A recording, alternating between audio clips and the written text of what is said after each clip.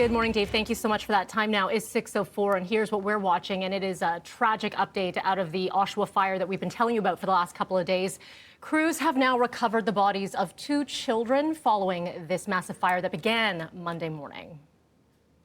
And we now have all 4 accounted for at this time. Members from our major crime unit are going to be leading this investigation. We are holding the scene as well too, and this is an ongoing investigation. The bodies were found yesterday afternoon. 2 adults were found on Monday. The ages and identities of the victims have not yet been released. 4 people were also taken to hospital. Most have been discharged, but 1 remaining in serious condition. A resident of the home who was inside at the time of the fire says he is overcome with emotion. There was so much smoke, we couldn't see anything. We had to feel our way around, go to the back of the house, smash out a window, and get out through the back. Couldn't help anybody. It's what's bothered me the most. The helplessness? Couldn't get anybody out that didn't make it out. Neighbors telling City News they did not hear any fire alarms. Investigators, including the Ontario Fire Marshal's Office, will continue to search for a cause today.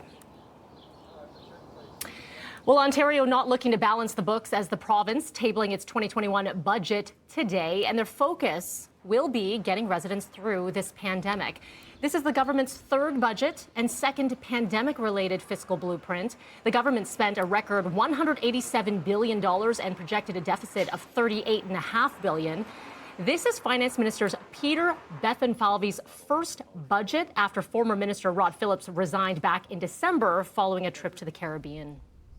And we are live right now outside of Queen's Park, and this is where the budget will be unveiled. The province promising there will be no tax hikes or spending cuts.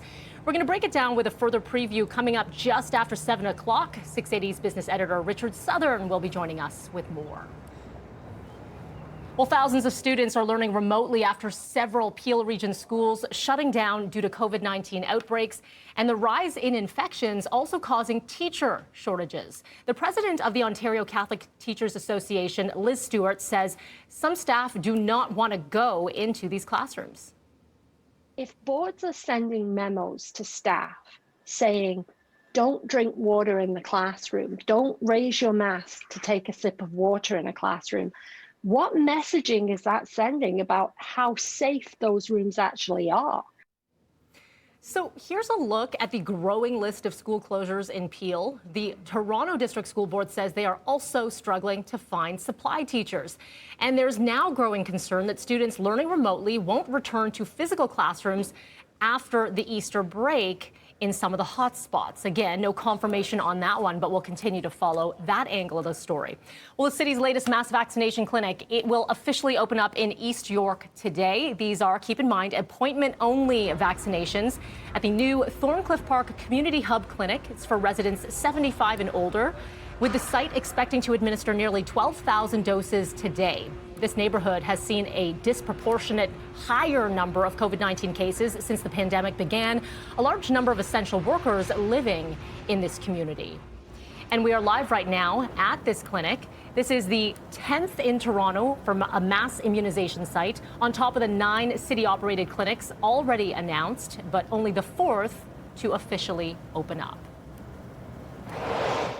Okay, the province also adding a new list of eligible candidates to phase 2 of the vaccine rollout. The category, essential workers who cannot work from home, divided into 2 groups to include bylaw enforcement, some childcare staff, construction, and veterinarians. People in these more high-risk professions can get their vaccine in June. Now, there are a lot of segments of the population that are listed here, too much to mention. So please, I encourage you, go to our website, citynews.ca, to see where you may potentially fit in here.